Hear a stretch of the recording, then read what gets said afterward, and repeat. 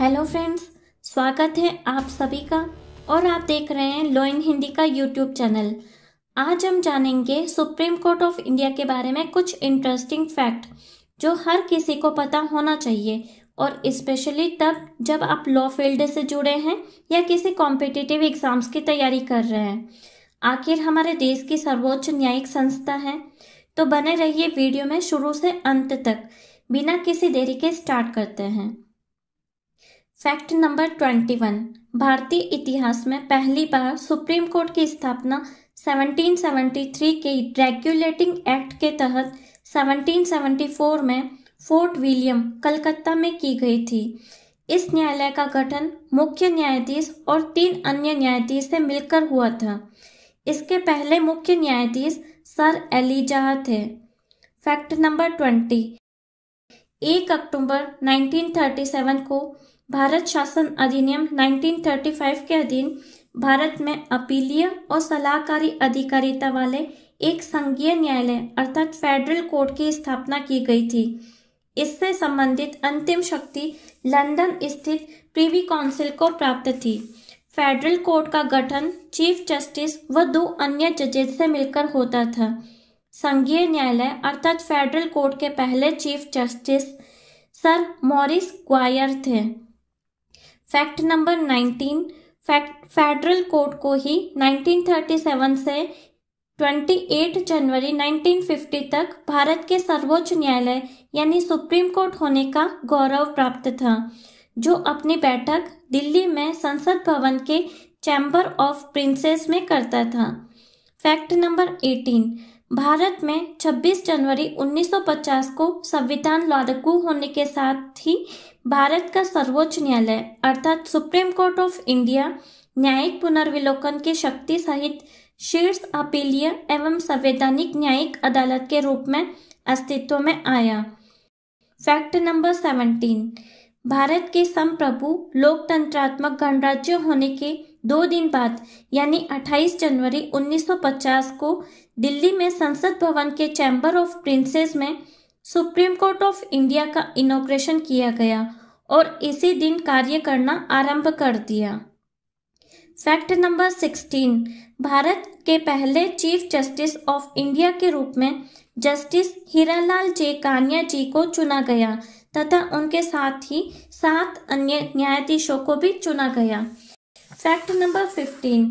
प्रारंभ में आर्टिकल 124 के अनुसार सुप्रीम कोर्ट ऑफ इंडिया का गठन मुख्य न्यायमूर्ति तथा 7 अन्य न्यायाधीशों से मिलकर होता था, लेकिन इस संख्या को दिन ब दिन बढ़ते मामलों के निपटारे तथा शीघ्र न्याय प्रदान करने के उद्देश्य से संसद द्वारा समय समय पर इसे बढ़ाया जाता रहा है। अभी वर्तमान मुख्य न्यायमूर्ति तथा 33 अन्य न्यायाधीशों से मिलकर होता है।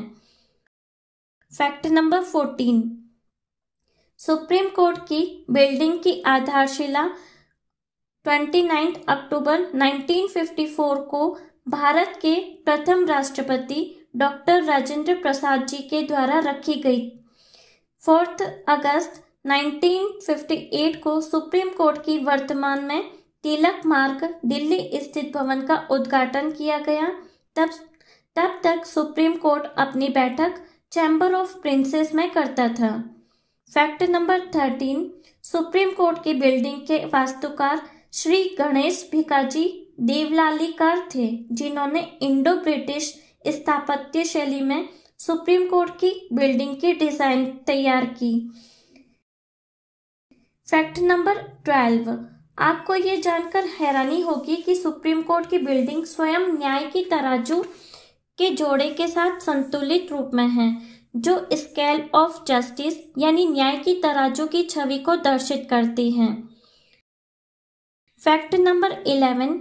सुप्रीम कोर्ट की बिल्डिंग में 3 हिस्से हैं यानी विंग्स हैं, जिनमें सेंट्रल विंग में मुख्य न्यायमूर्ति के कोर्ट रूम के साथ 2 अन्य कोर्ट रूम हैं। सेंट्रल विंग तराजू की केंद्रीय भीम को दर्शाता है, जिस पर तराजू लटकती है।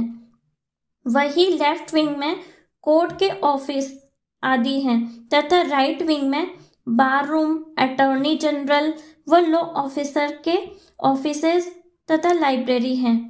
इन दोनों विंग का 1979 में एक तथा 1994 में दूसरी का विस्तार किया गया। फैक्ट नंबर 10, सुप्रीम कोर्ट के लॉन परिसर में 20 फरवरी 1980 को कांस्य से निर्मित काले रंग की 210 सेंटीमीटर ऊंची एक मूर्ति स्थापित की गई, जिसमें एक महिला बच्चे को पकड़े और बच्चे के हाथ में एक खुली किताब है। इस मूर्ति के बारे में आश्चर्यजनक तथ्य यह है कि महिला भारत माता का प्रतिनिधित्व करती है और बच्चे के रूप में भारत के युवा गणराज्य को दर्शित किया गया है, जिसे वह महिला अर्थात भारत माता आश्रय दे रही है, और वही बच्चे द्वारा पकड़ी गई खुली किताब देश के कानूनों को दर्शित करती है और किताब का संतुलन सभी के लिए समान न्याय की व्यवस्था को दर्शाता है। इस मूर्ति को श्री चिंतामणिकार द्वारा डिजाइन किया गया है। फैक्ट नंबर 9, सुप्रीम कोर्ट में अभी तक कोई भी महिला चीफ जस्टिस नहीं बनी है। हालांकि 1959 में मीरा साहिब फातिमा बीबी सुप्रीम कोर्ट की पहली न्यायाधीश बनी थी, जो एशिया के किसी भी सुप्रीम कोर्ट में जज बनने वाली पहली महिला न्यायाधीश थी।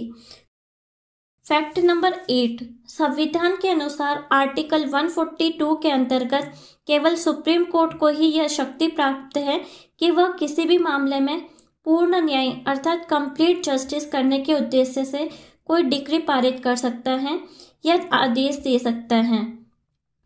फैक्ट नंबर 7, आर्टिकल 143 के अधीन सलाह या संविधान के निर्वाचन संबंधी प्रश्नों की सुनवाई कम से कम 5 न्यायाधीशों की पीठ द्वारा की जाती है और सुप्रीम कोर्ट अपना हर एक जजमेंट ओपन कोर्ट में ही सुनाता है।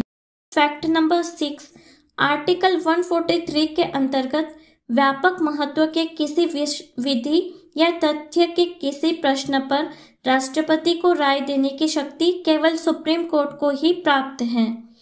फैक्ट नंबर 5, सुप्रीम कोर्ट के इतिहास में अब तक सबसे लंबी सुनवाई लगातार 68 डेज तक केशवानंद भारती बनाम केरल राज्य के मामले में हुई थी। वही दूसरी सबसे लंबी सुनवाई अयोध्या मामले में लगातार 40 डेज तक हुई थी। फैक्ट नंबर 4, प्रारंभिक वर्षों में सुप्रीम कोर्ट एक वर्ष में केवल 28 दिन ही सुनवाई करता था, जिसका समय सुबह 10 से 12 बजे तथा दोपहर में 2 से 4 बजे तक होता था। वर्तमान में अब एक वर्ष में 190 दिन तक सुनवाई अर्थात बैठक की जाती है। फैक्ट नंबर 3, सुप्रीम कोर्ट के लोगो में धर्म चक्र को अपनाया गया है, जो अशोक चक्र तथा सारनाथ स्तंभ से लिए गए 4 सिंह यानी शेर से मिलकर बनता है। फैक्ट नंबर 2, यूं तो सुप्रीम कोर्ट में हर कार्यवाही इंग्लिश में होती है, लेकिन सुप्रीम कोर्ट ने अपने मोटो या ध्येय वाक्य के रूप में संस्कृत भाषा के यतो धर्मस्ततो जय को अपनाया है, जिसका अर्थ है मैं केवल सत्य कायम रखता हूँ या विजय सदा धर्म के पक्ष में होती है। संस्कृत का यह वाक्य महाभारत से लिया गया है, जिसमें एक श्लोक यत कृष्णस्ततो धर्मो यतो धर्मस्ततो जय। अतः कुरुक्षेत्र के युद्ध में अर्जुन ने युधिष्ठिर की अकर्मण्यता को दूर करते हुए कहते हैं कि विजय सदा धर्म के पक्ष में होती है और जहाँ श्री कृष्ण है वहाँ धर्म है। फैक्ट नंबर 1, सुप्रीम कोर्ट में आप AIB के एग्जाम पास करने के बाद में सीधे एडवोकेट नहीं बन सकते। सुप्रीम कोर्ट में एडवोकेट बनने के लिए आपको AOR यानी एडवोकेट ऑन रिकॉर्ड का एग्जाम पास करना पड़ता है और इस एग्जाम के लिए आप तभी एलिजिबल होंगे जब आपने 4 वर्ष तक डिस्ट्रिक्ट कोर्ट या हाई कोर्ट में प्रैक्टिस की हो तथा 1 वर्ष तक सुप्रीम कोर्ट के किसी एडवोकेट के अधीन इंटर्नशिप की हो। इसके अलावा भी कुछ एडिशनल फैक्ट्स हैं सुप्रीम कोर्ट के बारे में, जैसे कि सुप्रीम कोर्ट रात को भी सुनवाई कर सकता है। इतिहास में 5 से 6 बार ऐसा किया गया है जब सुप्रीम कोर्ट ने आधी रात में मामले को सुना। अभी अंतिम बार मार्च 2020 में निर्भया मामले में दोषी को फांसी रोकने के लिए याचिका पर रात को सुनवाई की गई, जिसे खारिज कर दिया और उसके कुछ घंटों बाद में ही सभी दोषियों को फांसी पर लटकाया गया। हालांकि सुप्रीम कोर्ट ऐसा रेयर ही करता है। इसी के साथ हमारे फैक्ट खत्म होते हैं। सुप्रीम कोर्ट के बारे में आपको कौन सा फैक्ट सबसे अच्छा लगा, जो आपको इससे पहले नहीं पता था, कमेंट बॉक्स में ज़रूर बताएं। और आपने अभी तक चैनल को सब्सक्राइब नहीं किया है तो इसे सब्सक्राइब जरूर कर लें, जिससे आगे आने वाले इम्पोर्टेंट वीडियोस आपसे मिस ना हो। Thank you.